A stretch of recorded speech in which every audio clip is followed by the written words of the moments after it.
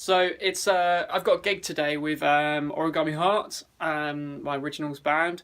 So I thought I'd take the opportunity to explain a little bit about, show a little bit about the gigging side, and for originals bands anyway. Show you a little bit about the upsides, but the downsides, and just some general information. Maybe give some sort of tips and stuff throughout the day. So it's currently just coming on 11 o'clock. I need to leave in about 20 minutes to get to Dean's house, which is in Bracknell, and then from there we're off to play a gig. So it's in Basingstoke. It's about an hour down the road, so about half hour from Dean's house. So he's about halfway. So I pick him up in my car, take some of my kit. So I'm going to talk about the kind of equipment that I take, and the reason why I take it, and a little bit about the gig. It's called Basingstoke Live. It's a festival. There's loads of bands playing. We're on about 2:20 for like 35 minutes, so it's a short set. And we're also getting paid, which is excellent. So, but however, it's only 20 quid, so it will only really be, hopefully just to go towards petrol money or something. So, but still, we don't do it to get paid. So, right now, I need to quickly set down some stuff. So, I'm going to pack my stuff away with what I need to take. Then I'll kind of show you how I'm doing it, or show you what's kind of going in the car, just to show you kind of, I don't know if that's helpful or not, but we'll see. So all packed down, this is what I've got. So in here is my Roland SPD SX, like shoes and cables and stuff like that, all the little fiddly bits, cards, GoPro and whatnot.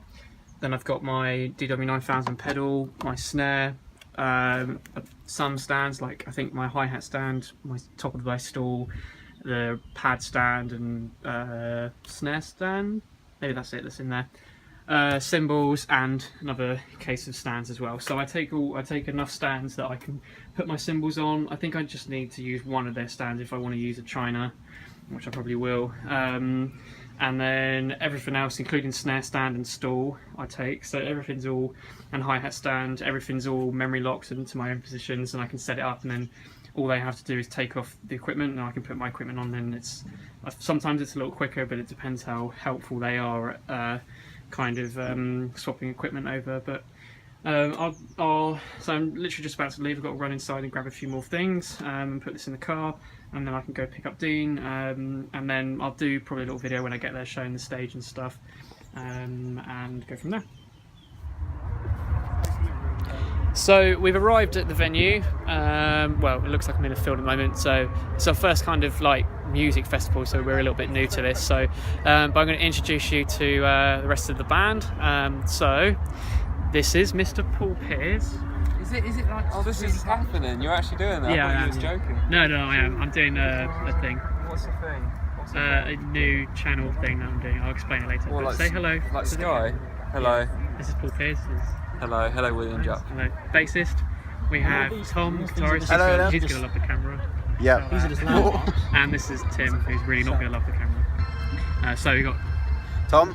Dean. You've met Dean probably earlier. I picked him up earlier. Tom, we're playing guitarist, and Tim.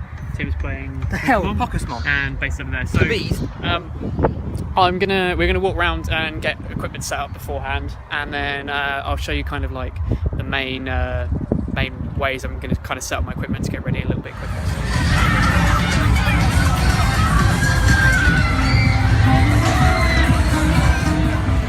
So just about to go on. Tim, any words? It's a nice day. It's a nice day. Paul, anything you want to say? Still hungry. Yeah, so we're all set up. I'll give you a little view actually of the stage. Still fiddling around. Probably be a kid, but yeah, looking forward to it. Here we go.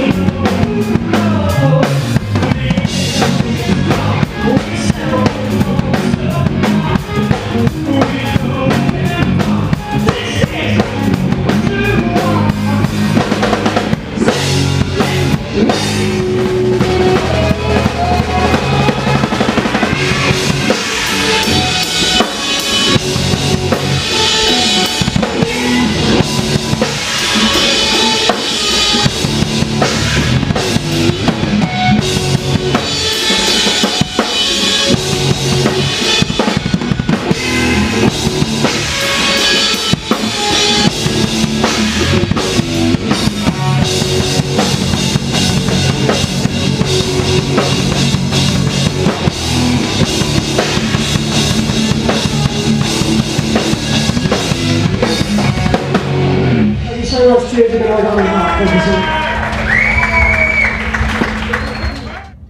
let's start with me. Start with you. Your video. Your video. So we're done. Set went well, I think. Yeah, so we're all done. All packed away. Kit's in the car. Dean's in the car. Windows are down. Windows are down. And we're all done. Yeah, so there's actually it's really loud. So yeah, we were on a bit earlier. We've all got things to do, so we got to get back because we would stay usually. But so journey home, drop Dean off, back home, unload the kit, and then I can set it back up as well. Actually, so I will be back then. About an hour. Goodbye. Okay, so back home now. I've just got to set my stuff up very quickly so that it's ready for whenever I want to next practice. I try and make sure that when possible I always set my equipment, because I use, well, you'll see, I use most of the stands and obviously my snare and kick pedal and hi-hat stand and stuff like that off my actual kit that I practice on. So I usually don't like having any excuses not to practice, so I can't think like, oh, there's no point in me doing half an hour because I'd set my kit up. So I try and always make sure that I set my equipment up almost immediately when I get back, and if it's late I do it the next morning as soon as I get a chance. So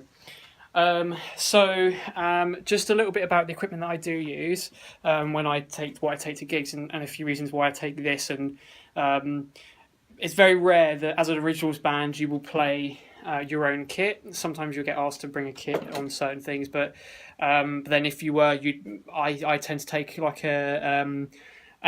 like my gig kit, so my old acoustic kit that I used to play in Mapex M Birch series. I had for ages because everyone else is going to be playing it as well, more than likely. So whoever else is playing the gig. So here's just a few things that I take.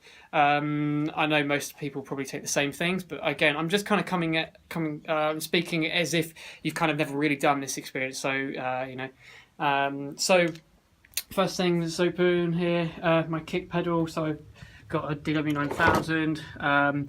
So I take that.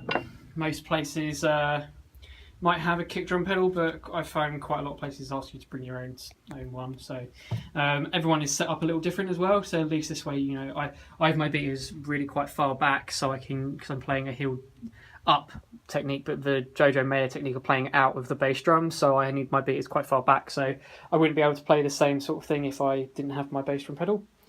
Then I obviously snare drum, real must, and always make sure it's tuned nicely. And sometimes I'll also kind of tune it to. I might get to a venue and I'll hit it a few times and think, oh, it sounds horrible in this room. So sometimes I'll tune it either a little higher if I think that it's not going to cut through enough, or because a lot of venues we play don't really mic up kits because they're smaller venues. So I might tune it up a little bit, or if I think it's going to. Sometimes outdoor gigs, which I was today, but it was in a tent, so it sounded quite good. But sometimes outdoor gigs, a tight snare drum doesn't really sound very nice. So then I've got my cymbals, so hi-hats, can't really see it, hi-hats, China 16-inch crash, 18-inch crash, and a ride cymbal, a couple pairs of sticks, a nice soft carry case with wheels, nice having wheels, and then I take my drum stool, my hi-hat stand, my snare stand, and this is for the rolling pad, but I didn't use that today for some reason, and an extension cable. Snare stand and hi-hat stand and stool I find really important, because although yes, they'll always more than likely be there, you can have them set up your own heights, and if you think about it, those are the main heights that you need, because sometimes I've played places where the stalls are really uncomfortable, it's really hard to play, or it's not adjustable, so it's either really high or really low, quite regularly really low. I like to sit a little bit higher. So, and same with the hi-hats, not so much hi-hat stand, it's just I like the hi-hat stand that I'm playing now, so I want to keep getting used to that, and also then it's at the right height as well. And snare stand, again, just because it's really easy to just pull on stage, no messing around and stuff. So and then hardware in here, stool stand, the other half of the stool, and 3 cymbal stands. The DW stands here, which I'll show you I'll go through in a drum taking video when I do that. They're all numbered, as you can see, so you've got 5 and 7 and stuff, so when I get there I could just put them in and I know where they go in relation to the kit, so I know that my ride cymbal kind of goes here in this way over through the floor tom, the crash cymbal goes that way and faces that way. So then it's relatively where I'd have it, and then that's just really easy. So and my pad, which I didn't use again today, also other little things.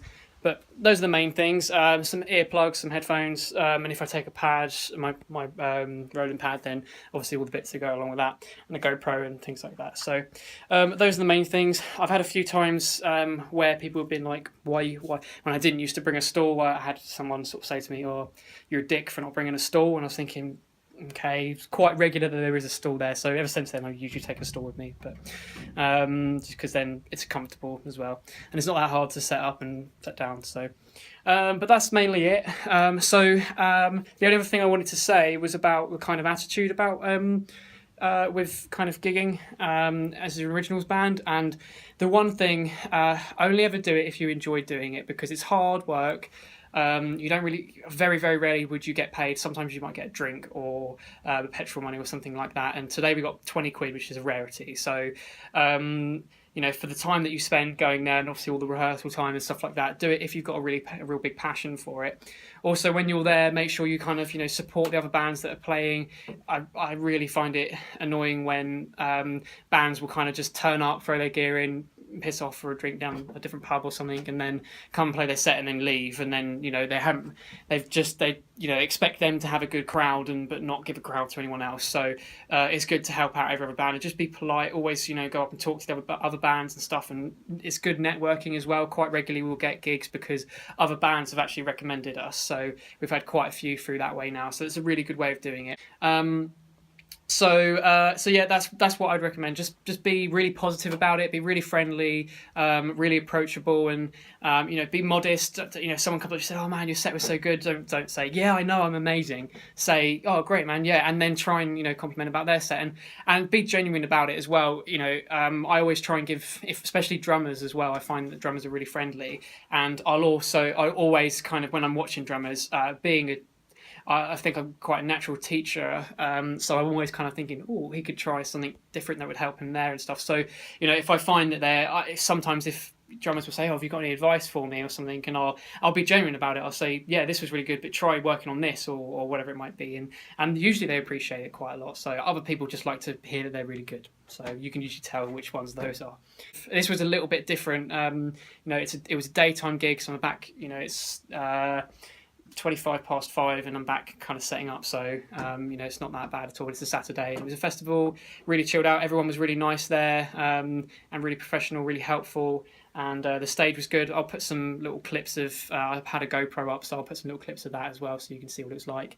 So that's all I really wanted to do today, is just kind of show you that side of things, and then I might do a little bit more about if this interests anyone, then let me know, and I might do a little bit about the sort of gigging lifestyle as well, and try and do more videos about that as well. But for now, that's me, and I'll speak again soon.